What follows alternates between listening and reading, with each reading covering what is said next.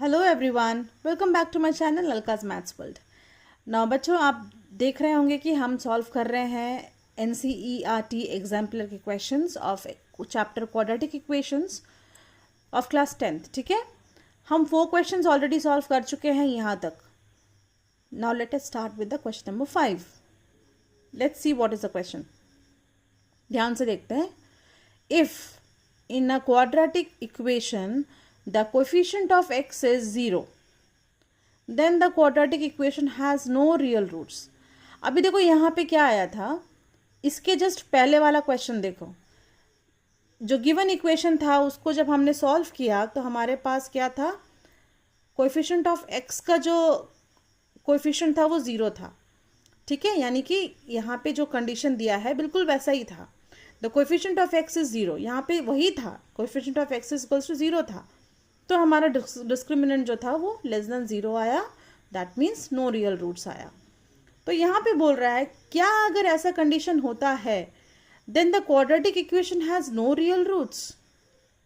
अगर ऐसा कंडीशन आता है जिसमें कि x का कोएफिशिएंट 0 है तो क्या उसका जो क्वाड्रेटिक इक्वेशन होगा वो उसका रियल रूट्स होगा ही नहीं। We have to actually say that whether the given statement is true or false। तो चलो देखते हैं। हमेशा वो जो होता है इस कंडीशन में हमेशा रियल रूट्स नहीं होगा, हमेशा ऐसा होता है कि नहीं। Let's see. So we know that for the equation to have no real roots D should be less than 0, ये हमें पता है। और डी का वैल्यू क्या होता है, बी स्क्वायर माइनस 4ac होता है।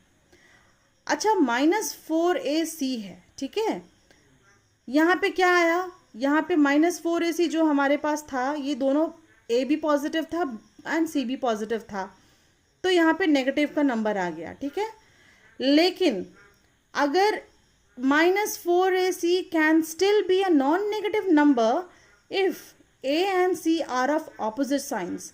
इसका मतलब अगर हमारे पास a का वैल्यू और जो c का वैल्यू है वो अगर एक दूसरे के ऑपोजिट साइन में है तो ये जो हमारा -4ac होगा ये पॉजिटिव हो जाएगा और जो d है वो लेस देन 0 नहीं होगा, या फिर a और c जो है वो 0 हो।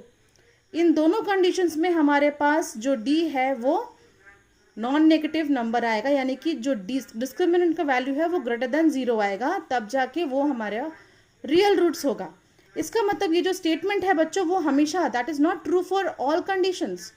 इस कंडीशन में वो ट्रू हुआ क्योंकि हमारे पास a एंड c का वैल्यू दोनों पॉजिटिव था, जिसकी वजह से डिस्क्रिमिनेंट लेस देन 0 आया। पर यहाँ पे ऐसे कंडीशन में जहाँ पे हमारा या तो a या तो c